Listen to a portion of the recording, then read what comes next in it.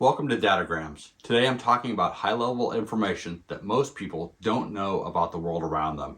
And until someone tells it to you, much of what goes on in the world may seem downright confusing.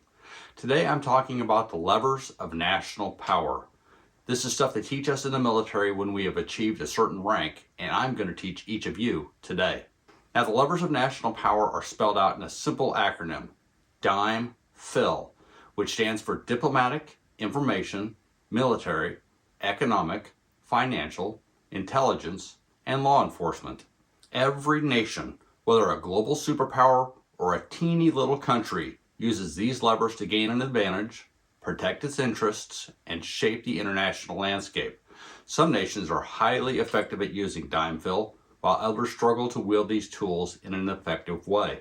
I'm Jason Garrett, a retired Navy commander and pilot, and I created Dadograms to teach my children and all of you how to win in life. And by understanding how the world around you really works, you'll have a huge advantage over everyone else. So let's get started. The best way for me to teach you how DIME-FIL works is to show you a real life example. And this example involves the Nimitz Carrier Strike Group back in 2013. It's an example I'm familiar with because I was on the Pacific Fleet headquarters staff in Hawaii at the time and very much in tune with the situation as it was happening.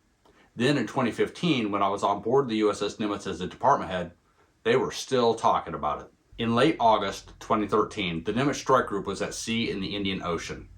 Now this strike group, for those of you who don't know, had the aircraft carrier, the USS Nimitz, with over 70 aircraft on board as the centerpiece.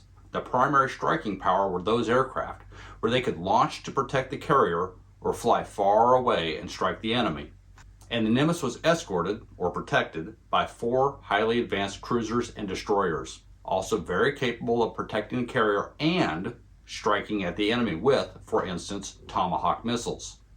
All told, there were more than 7,000 sailors on these ships. Now those ships, with all their sailors, had been at sea for 5 months of a 6-month deployment, and they were headed home and looking very forward to seeing their families.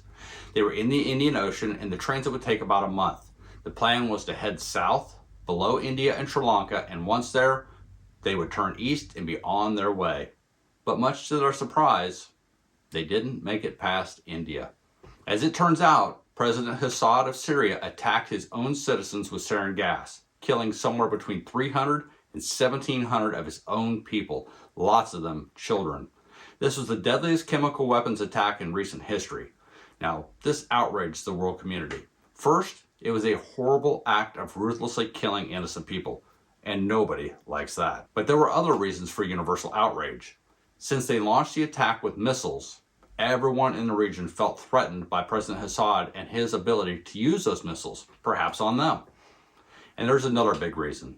Using chemical weapons was a violation of international law. In other words, for the most part, while a leader can do a lot of things to his own people and get away with it, using chemical weapons, well, that kind of thing just crossed the line, and the international community was definitely upset about it. And this is the reason the Nimitz Strike Group didn't make it past India. They were ordered by our president to turn around and head towards the Red Sea. They had work to do. Now, in case you didn't know it, when there's a crisis anywhere in the world, one of the very first things our president asks his advisors is, where's the nearest carrier strike group? It goes all the way back to President Teddy Roosevelt and his policy to speak softly, but carry a big stick. Well, as it turns out, ladies and gentlemen, a carrier strike group is a big damn stick. And it gets everyone's attention when it's moving around the world. We, the United States, use it just like Teddy Roosevelt suggested, as a threat. And that threat helps our words get heard by the bad guys as we talk to them about ways out of a situation. So let me tell you how we use this carrier strike group to get a conversation going with Syrian leadership. So our president ordered the Nimitz Strike Group to sail into the Red Sea and hold short of the Suez Canal. Now our ships aren't like airplanes. They don't move that fast. Our Navy ships in this case are sailing along, headed to the Red Sea at a blistering 25 knots the whole way. So it took them about 5 days to get all the way up into the Red Sea, ready to go through the Suez Canal. Now, some folks complain about how slow our Navy ships are whenever we need them. But in truth, sometimes the power of our ships is in how slow yet ponderous they are. When there's a U.S. Navy strike group headed directly at you, I imagine it adds a tremendous amount of stress. And because they travel from so far, you have days or weeks to stress about it. Most bad guys out there can't handle that level of anxiety for long. And they become susceptible to suggestion, let's say. They become pliable to our demands. So considering the DIME-FIL, we were definitely using the M for military here. The carrier strike group was coming, and that made it easy for the D for diplomacy and the I for information to work. As the Nimitz was sailing toward the Red Sea, our diplomats were communicating with Syrian officials and other world leaders. I can just imagine our diplomats were constantly whispering into the ear of President Assad and his team that if he just gives up his stockpile of chemical weapons, if he just hands them over, all is good. Nothing's going to happen. But if he doesn't, that carrier strike group's coming. And when he gets there, it'll bomb him and his country back to the Stone Age. That's probably close to the message he was getting loud and clear for days on end. And he wasn't just getting it from our diplomats, he was getting it from everybody. This is a prime example of how diplomacy and military action can work together. Without the threat of force, diplomacy might not have been effective. But without diplomatic efforts, war may have been inevitable. Again, speak softly, but carry a big stick, right? While the strike group was moving into position, the information lever was in full effect. News outlets broadcast reports every night showing the slow, deliberate approach of the carrier strike group. The U.S. wanted the world, and most importantly, the Syrian government and its allies, to see that military action was a growing threat and could soon become a hellish reality if they didn't comply to our demands.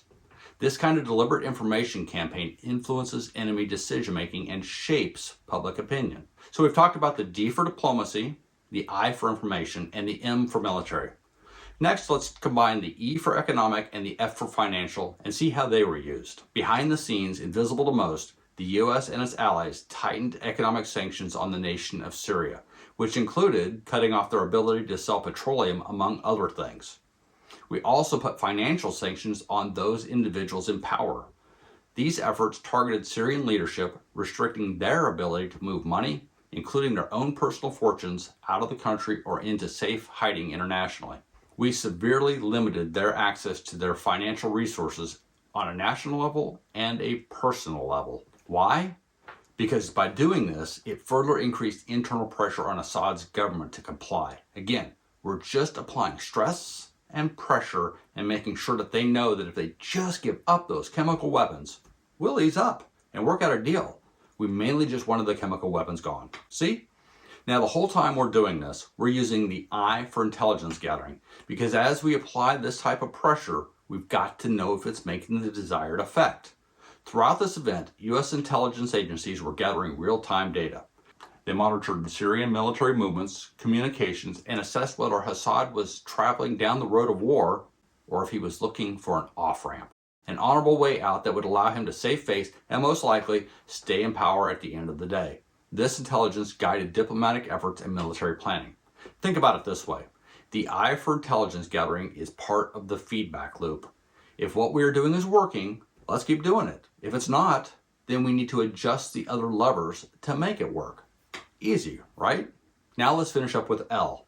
The law enforcement piece is busy throughout. In many instances in the world, the U.S. Coast Guard plays a significant role in this piece, which I could explain in detail in a future datagram. But in this case in Syria, law enforcement was probably more involved in cleanup, as we have to hold war criminals accountable for their crimes, ideally. Organizations, including the United Nations and human rights groups, worked to document Syria's use of chemical weapons.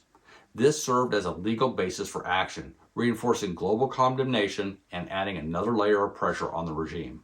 So, we used the threat of military action, we applied a heck of a lot of pressure on the Syrian government, and we gave them a way out of the situation by telling them to give up those chemical weapons. That's what we did. So, did it work? Did our manipulation of the levers of national power ultimately resolve the situation? Yes, they did. President Assad backed down. He broke under the stress. With DIME-FIL working together, the Syrian government ultimately agreed to dismantle its chemical weapons program under international supervision. The Nimitz strike group sailed through the Suez Canal and remained in the Mediterranean Sea for a time. Just to keep the big stick visible in case anyone decided to change their mind. In the end, the U.S. achieved its strategic objective without launching a single missile. That's the best way to get things done with our military, and we do it all the time, usually in events that never even make the news. That's why having such a strong and credible military often increases the odds of a peaceful resolution to our nation's desires. And where having a weak military, or no military at all, would put us at a huge disadvantage, to say the least. And for our sailors in this case, the reason they were still talking about it several years later when I was on board, because for them a 6-month deployment at sea became an 8.5-month deployment at sea. But think about it. Their sacrifice probably saved untold numbers of lives, and so was probably very much worth it in the end. This is a perfect example of how the coordinated use of national power can influence world events and achieve goals without resorting to all-out warfare. So why does this matter to you? Well, look at the news today and all the confusing things going on with tariffs, making Canada the 51st state, taking possession of Greenland, the Ukraine war, Russia, China, talk of tax cuts, of cuts in the government spending, layoffs. For all these issues and more, you're only seeing what is put out there for you to see. And for any of those stories that you hear, there is so much more going on. And those things span the entire DIME-FIL. And while yes, these are levers of national power, this isn't just for military strategists. This can be used when trying to understand local issues you see on the news, issues in the workplace, even in the classroom. I mean, think about it. Are you negotiating a pay raise? That's diplomacy in your own personal competition for survival. Managing your reputation online or in social media? That's information power. Understanding your company's finances or your own? That's economic and financial influence. Getting the latest gossip? That's intelligence gathering. And on and on and on. Think about it all and use it to win. Okay, so if you take nothing else away, remember this. U.S. military action around the world are not random. They're done for a reason. And like an iceberg where you only see 10% of it that's above the surface and you don't see the 90% below the surface, you aren't able to see most of what's going on out there from just watching the news. But if you think about it, you can probably figure out a lot of it. The world might seem chaotic, but nations operate based on clear strategic frameworks. They use the DIME-FIL to get things done. And if you understand DIME-FIL, you'll understand what others completely miss.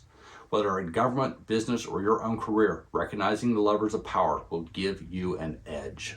All right, ladies and gentlemen, if you've listened this far, please go back and listen to the last 2 Dadograms. They are closely related to this topic and in dealing with the news you receive. The first one is Dadogram 19, where I talk to you about the truth about the news you watch and how to use it to your advantage. And then there's Dadogram 20, Can You Be Brainwashed? What the Navy teaches us Navy pilots about it. These are really going to help you understand important things about what you're watching on TV and on your phones and how they affect you. Okay, finally, please subscribe to this channel, hit that thumbs up button and all that cool stuff. And remember, world events aren't random. If you know how to read them, it'll make more sense and you'll have an advantage over almost everyone else. Thank you, ladies and gentlemen, and good luck to you.